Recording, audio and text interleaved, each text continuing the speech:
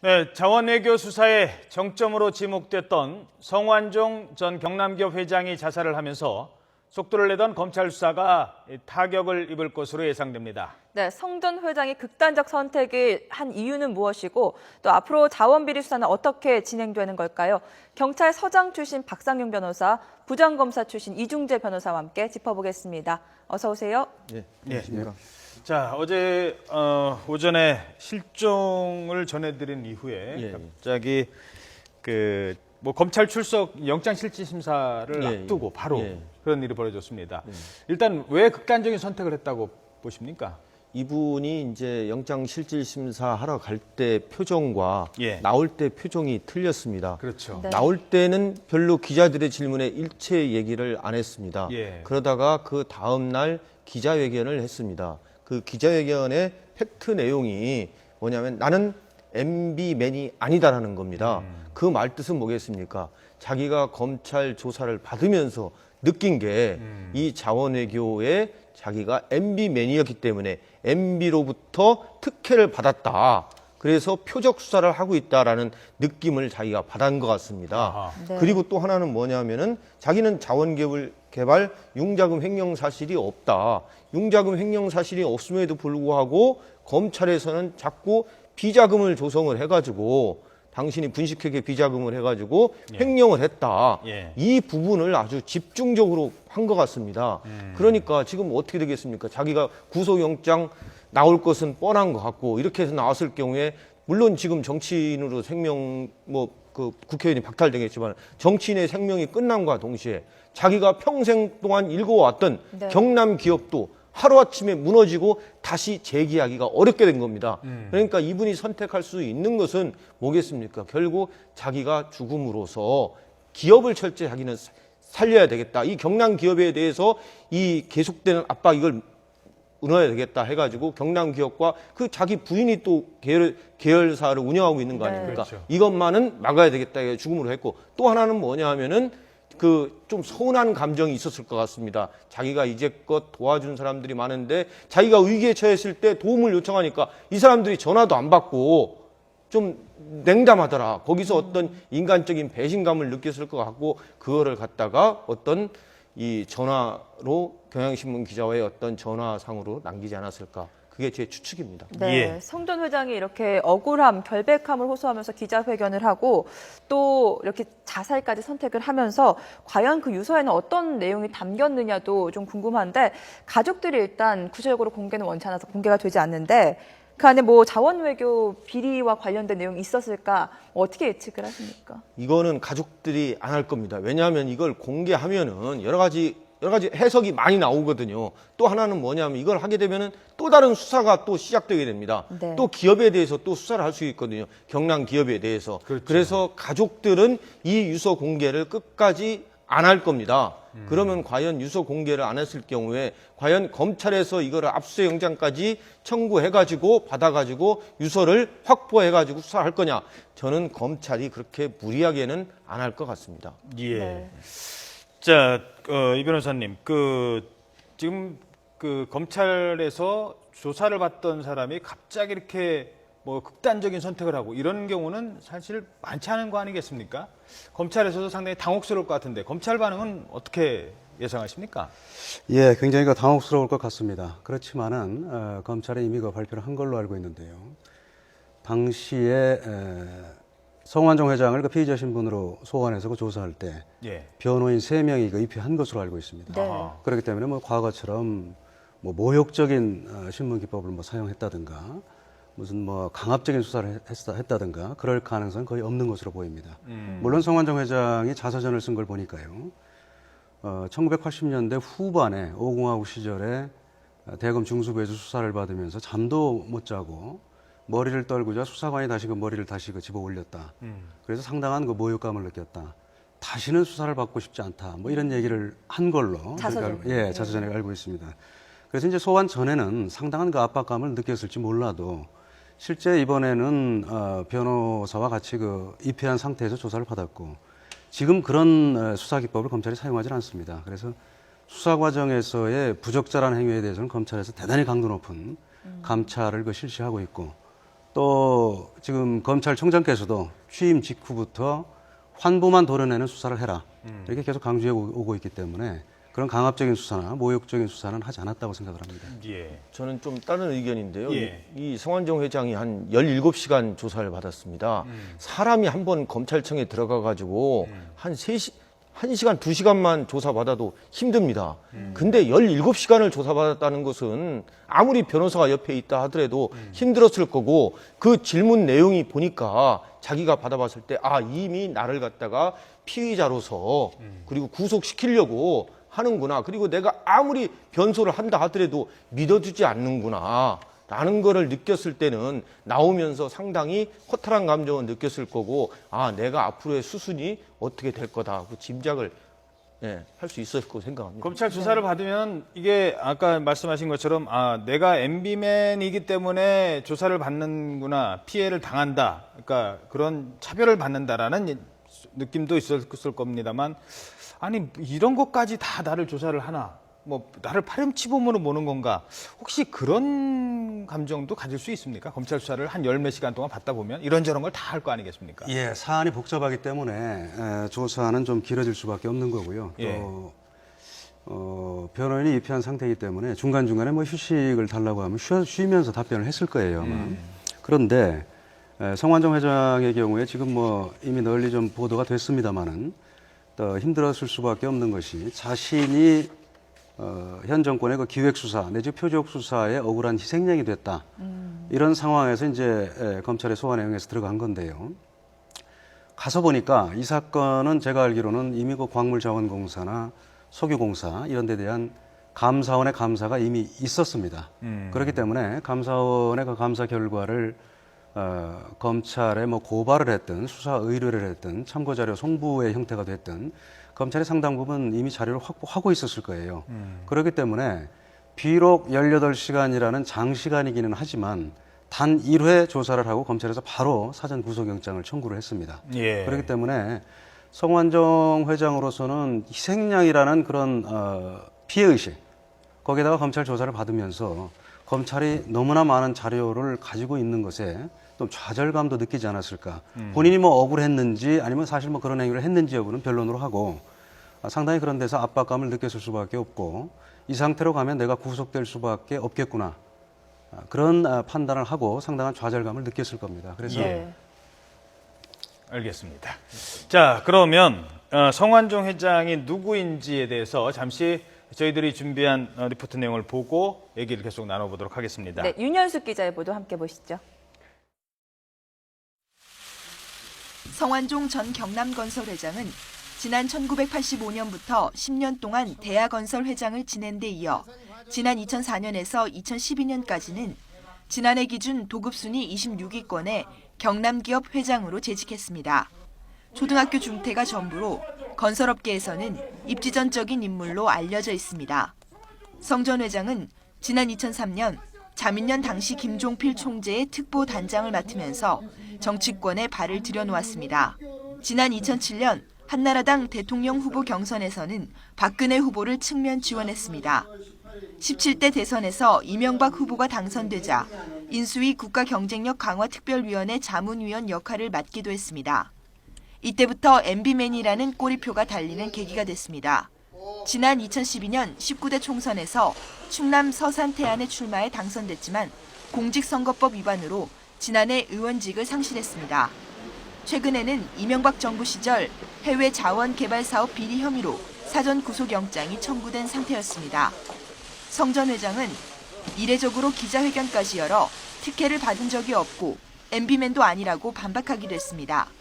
저는 MB맨이 아닙니다.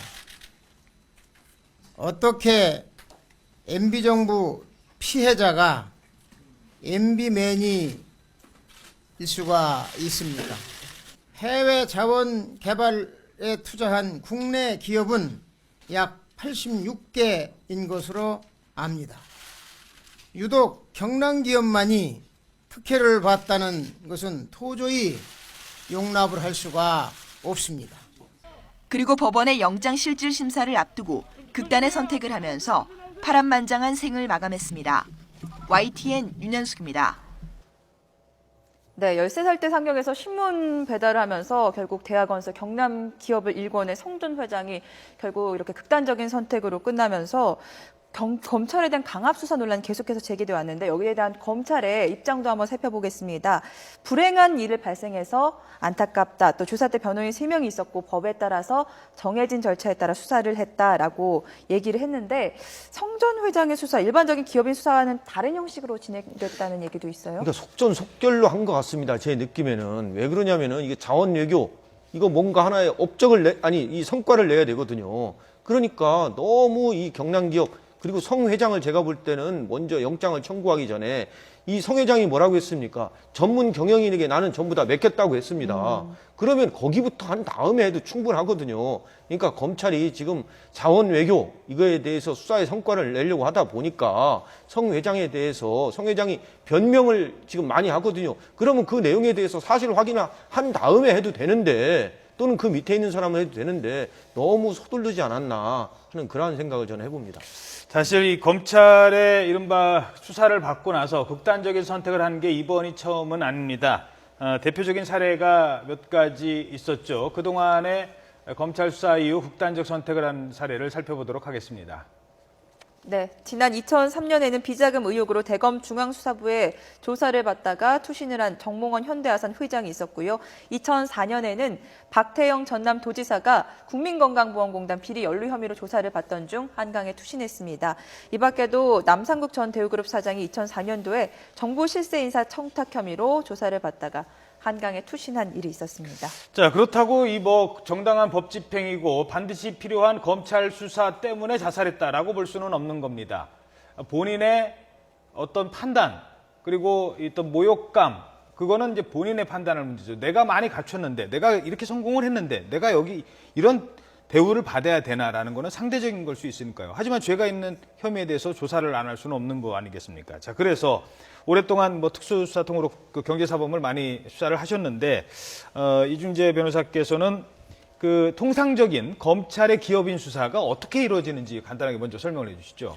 예, 검찰의 기업인에 대한 수사는 일반 수사도 마찬가지지만 지금 과거에 흔히 우스갯소리로 무슨 무에서 유를 창조하듯이 그렇게 수사를 할 수는 없고 사전에 철저한 증거 자료를 수집할 수밖에 없습니다. 예. 그렇지 않고 특히 우리가 사회 또 전체적으로 영향이 큰 커다란 기업의 대표를 소환할 때는 미리 충분한 내사를 통해서 증거 자료를 수집하는 것이지 그냥 아무것도 없이 그냥 계속해서 그전에 하듯이 그전에 일부 수사관이나 검사들이 하듯이 계속 사람을 불렀다 보냈다 별로 수사도 안 하면서 장시간 대기시켜 놓고 이런 예. 방법으로 할 수는 없습니다. 아하. 그렇기 때문에 이번 수사의 경우에는 공교롭게도 국무총리께서 부패와의 전쟁을 선포한 이후에 속전속결로 경남기업에 대해서 1호 비슷하게 수사가 진행이 되는 바람에 성완종 회장으로서는 충분히 그런 표적 수사의 대상이 됐다고 오해를 할 여지는 있다고 생각을 합니다만 검찰의 수사 자체는 충분한 증거에 의해서 수사가 이루어진 것으로 보이고요. 그다음에 아까 박상용 변호사께서 잠시 말씀을 하셨습니다마는 다른 거를 좀 확인하고 구속영장을 청구해도 늦지 않은데 왜 그렇게 성급하게 하느냐 했는데 그 문제는 검찰로서도 구속영장이 기각되면 커다란 부담이거든요. 그렇게 신속하게 청구를 한 배경에는 다소 의혹이 제기될 만한 여지가 있었다 할지라도 검찰로서는 충분히 수사를 안 하고서는 구속영장을 청구할 수가 없습니다. 검찰로서는 반드시 발부될 만한 증거 자료가 충분히 확보됐다고 판단을 했으니까 청구한 거죠. 예. 네. 그래서 검찰에서는 이 사전 구속영장 제도를 좀 개선을 해가지고 그렇죠. 체포한 후에 하자 이렇게 되는데 도주 증거인멸 우려가 없는 사람을 또 체포한다는 것도 문제가 있거든요. 그래서 저는 우리나라가 왜 구속을 하겠습니까? 차유가 죄질이 중하거나 도주 증거인멸 우려거든요. 과연 성완종 회장이 도주 증거인멸 우려가 있겠습니까? 증거가 많이 확보된다면요.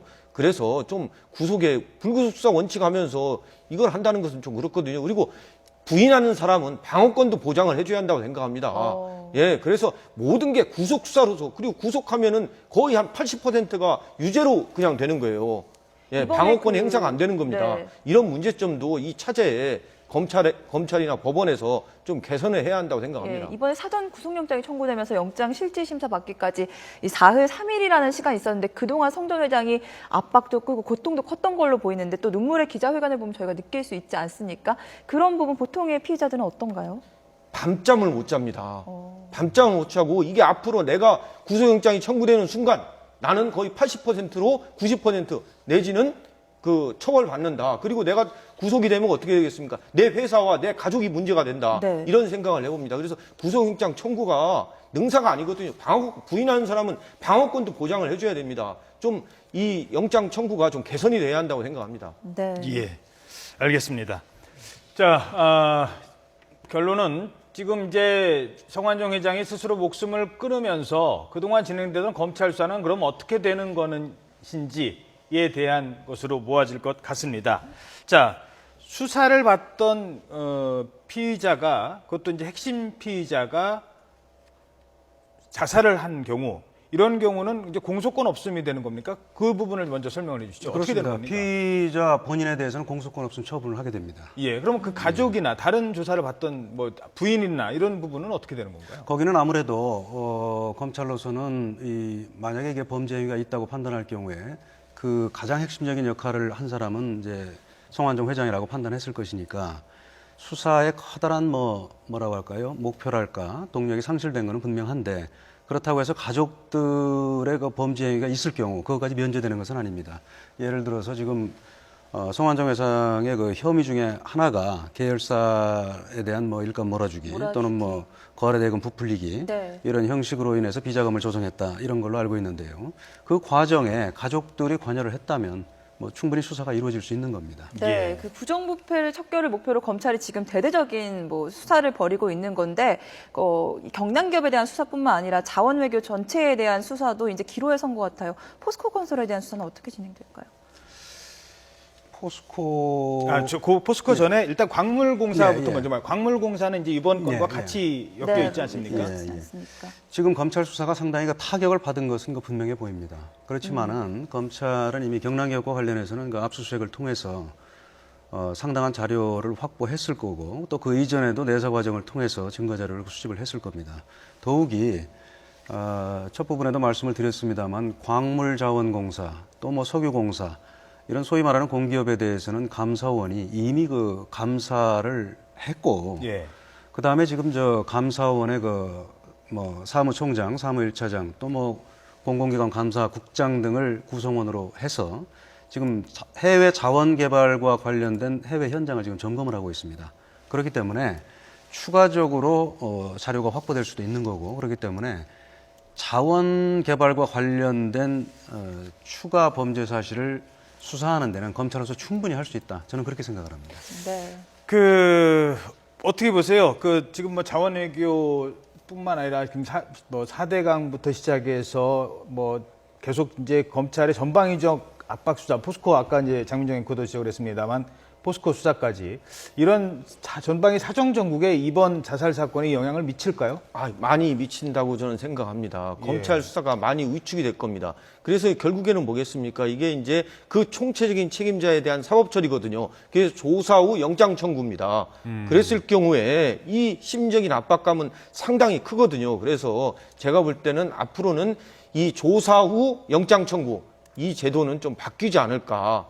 오히려 지금 이 성완종 회장의 자살로 인해 가지고 다른 사람들에 대한 사법 처리는 불구속 상태에서 하지 않을까 그렇게 생각이 듭니다. 예. 네. 이 부분에 대해서 한 30초만 드리겠습니다. 또 검찰의 입장도 다를 수도 있거든요. 어떻게 보십니까? 앞으로 이 4대강 조사가 영향을 받을 것으로 보십니까? 다른 조사요.